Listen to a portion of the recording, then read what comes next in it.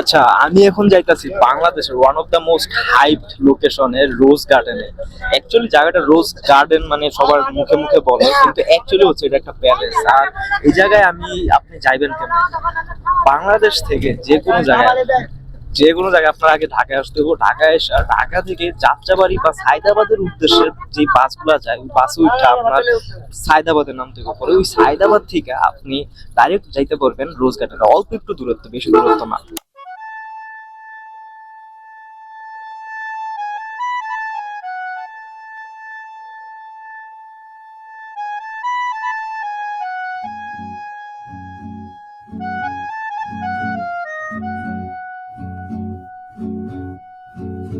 আচ্ছা, সো মজার কথা হয়েছে, আমি একটু আগে গেছিলাম বাসে, কিন্তু বাসে যে জ্যাম পড়ছে ওই জ্যামে আমার আর কুলাইতেছিল না।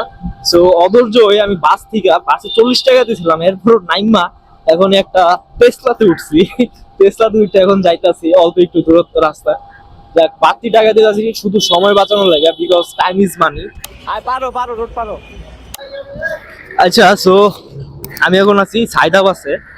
এখান থেকে আমি হাইটটা এখন যাইতাছি রোজ গার্ডেনের উদ্দেশ্যে।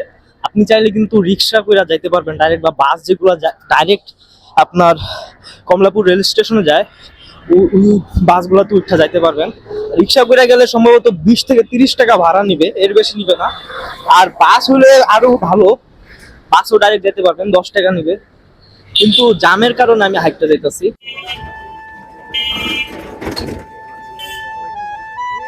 দেখ, মুভির মতো আবার পা যাতে না আটকে যায়।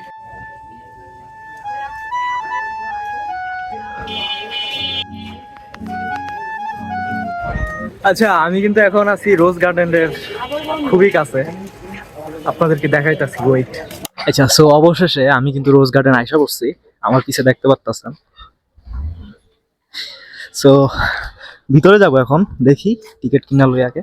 হয় জয় টিকিট কিনতেছে 30 টাকা করে দিছে টিকিট। ওয়েট ওয়েট, ওই যে আমার ভিডিও করা যাবে? ও আচ্ছা, কইটা ভাইছে আমি অসুস্থ হয়ে গেছে। আচ্ছা, তো আমি এখন আছি রোজ গার্ডেনের সামনে। যে আমার সামনে আছে একটা সুন্দর মূর্তি। এখন মজার কথা হয়েছে, আপনি যদি ইন্টারমিডিয়েট পর্যন্ত হন তাহলে আপনার জন্য স্টুডেন্ট আইডি কার্ড দিলে মাত্র 10 টাকা ভাড়া, মানে এন্ট্রি ফি। ইন্টারমিডিয়েট উপরে উঠলে আপনার তখন আর ওটা হয় না, ওই তখন আপনার 30 টাকা ন্যায্য যেই টিকিট ফিটা ওইটাই আপনার চার্জ করবে। বাট আমার সামনে এই যে কত সুন্দর একটা মূর্তি আছে, মহিলার একটা মূর্তি। আর ওই যে ভিডিওগ্রাফার, কত মানুষ দেখা যাইতেছে। একটু আগে খুলছে, বেশিক্ষণ হয় নাই। সোমবারে যারা আসবেন একটু মাথায় রাখবেন, সোমবারে হচ্ছে আপনার 2টার দিকে এই রোজ গার্ডেন ওপেন হয়, আর বাকি সময় আপনার 9টার পর বা 10টার পরই ওপেন হয়ে পড়ে। সব শাড়ি পরা। ও, সবাই দেখি শাড়ি পরে আসছে, আরে আমি তো শার্ট পরে আসছি। আমার সামনে রোজ গার্ডেন দেখা যাইতেছে, মনে হয় ভালো করে আশা করতেছি। ওইটা আলট্রা ওয়াইড ডি। হ্যাঁ, এখন জিনিসটা একটু ভালো করে হয়তো দেখতে পারতেছেন আলট্রা ওয়াইড দেওয়ার কারণে। পুরো জায়গাটা হচ্ছে একটা আলিশান মঞ্জিল, রাশিদ মঞ্জিল। আচ্ছা, একটা জিনিস খেয়াল করছি, এটাতে কিন্তু এখনো লেখা আছে রাশিদ মঞ্জিল, কিন্তু এটাতে কিন্তু রোজ গার্ডেন লেখা নেই। এর একটা অনেক সুন্দর একটা কারণ আছে। এই কারণটা আমি কিন্তু আপনাকে ভিডিওতে অবশ্যই আপনাদেরকে এক্সপ্লেন করে দিব। বাবুজি ধীরে চলনা, প্যার মে জরা সম্ভলনা,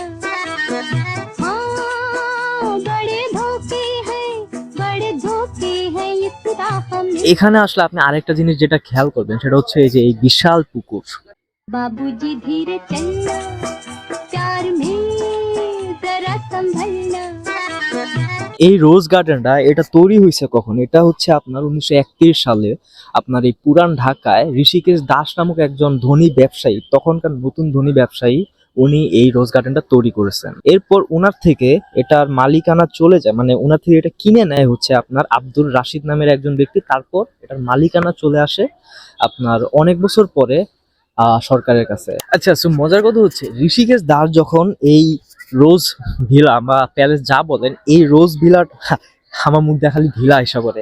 সো ঋষিকেশ দাস যখন এই রোজ প্যালেসটা তৈরি করেন, তখন উনি পুরা দেউলিয়া হয়ে পড়েন। তারপর 1937 সালে উনার থেকে এটা বাহাদুর আব্দুর রাশিদ নামক একজন ব্যক্তি বা ধনী ব্যবসায়ী হয় সম্ভবত, তো উনি উনার থেকে এটা কিনে নেয় এবং তারপর এটার নাম রাখা হয় রাশিদ মঞ্জিল।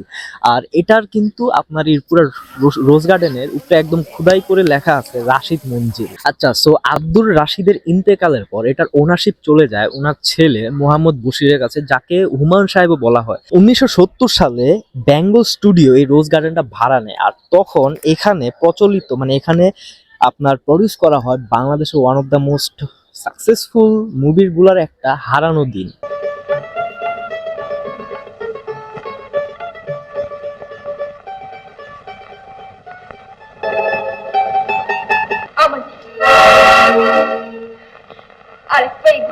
আচ্ছা, বাংলাদেশের অনেকে এটা জানেন না যে 1949 সালে ঠিক এই জায়গায় রোজ গার্ডেনে বাংলাদেশের তখনকার অর্থাৎ পূর্ব পাকিস্তান আওয়ামী মুসলিম লীগ বা বর্তমান সময়ে যাকে আমরা নিষিদ্ধ লীগ বলি বা আওয়ামী লীগ, যাকে অ্যাকচুয়ালি সবাই যেই নামে চিনে, সো ওই আওয়ামী লীগটা কিন্তু এই জায়গায় 1949 সালে ঘটিত হয়। 1989 সালে এই রোজ গার্ডেনটিকে 1989 সালে প্রত্নতত্ত্ব অধিদপ্তর এই রোজ গার্ডেনটিকে আপনার সংরক্ষিত ঘোষণা করেন। মজার কথা হচ্ছে এরপর আইনি জটিলতা কাটিয়ে এর মালিকানা আবার আব্দুর রাশিদের পরিবারের কাছে ফেরত যায়। এরপর 2018 সালে বাংলাদেশ সরকার 332 কোটি টাকা ব্যয় করে এই পুরা মঞ্জিলটা নিজের করেন, অর্থাৎ ওনারশিপ আব্দুর রাশিদের পরিবারের কাছ থেকে কিনে নেয়।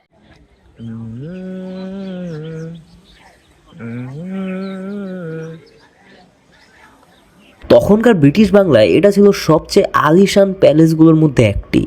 আচ্ছা, যেমনটা বলেছিলাম যে ঋষিকেশ দাস নামক একজন ধনী ব্যবসায়ী এই প্যালেসটা তৈরি করলেও তার নাম কেন এখানে নেই, কেন রাশিদ মঞ্জিল এর নাম পড়ছে? এখন এটার পিছনে অনেক বড় একটা কারণ হচ্ছে ঋষিকেশ দাস যখন এই প্যালেসটা তৈরি করেন তখন উনি দেউলিয়া হয়ে পড়েন, যার কারণে পরবর্তীতে আব্দুর রাশিদ নামের একজন ঋষিকেশ দাস থেকে এই পুরো প্যালেসটা কিনে নেয়।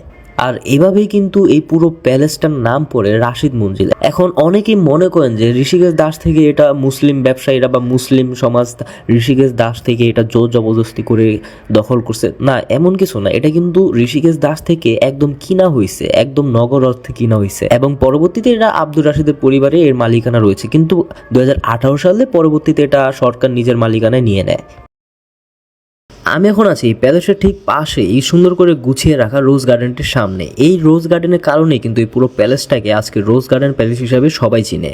এই রোজ গার্ডেন প্যালেসে এসে বা রাশিদ মঞ্জিলে এসে আমি যা একটা জিনিস খেয়াল করলাম সেটা হচ্ছে যে ব্রিটিশ আমলে এটা তৈরি করায় এটাতে কিন্তু আপনি প্রতিটা জায়গায় জায়গায় সেই ব্রিটিশ আমলের ভাইব পাবেন। অর্থাৎ সেই ইউরোপিয়ান স্টাইলগুলোতে তারা যেভাবে বাড়ি বানাতো সেই ঠিক একই ইউরোপিয়ান স্টাইল ফলো করে এই রোজ গার্ডেনও কিন্তু বানানো হয়েছে। তবে সত্যি বলতে এত বছর আগের এই প্যালেসটা দেখে এই প্যালেসের সৌন্দর্য আমাকে বলিউডের ফারহান আখতারের একটা কবিতা বা উর্দুতে যাকে শায়েরি বলে সেই शायरी মনে করিয়ে দেয়। ना किसी की आंख का नूर हो, ना किसी के दिल का करार हो, जो किसी के काम ना आ सके, मैं वो एक मुश्ते गुबार हूँ। मेरा रंग रूप बिगड़ गया, मेरा बख्त मुझसे बिछड़ गया, जो चमन खिज़ां से उजड़ गया, मैं उसी की फसल बहार हूँ।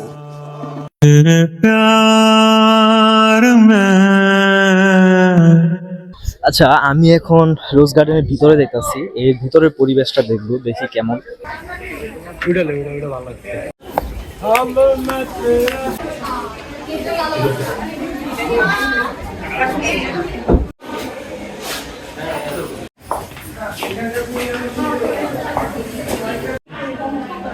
ছবি তুলতেছে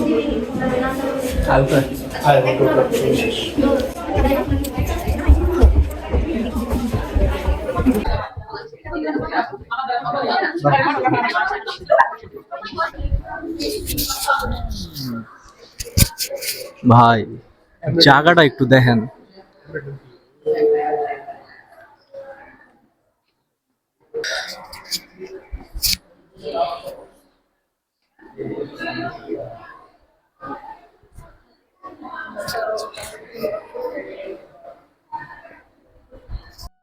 ऐसी उलझी नजर उनसे हटती नहीं,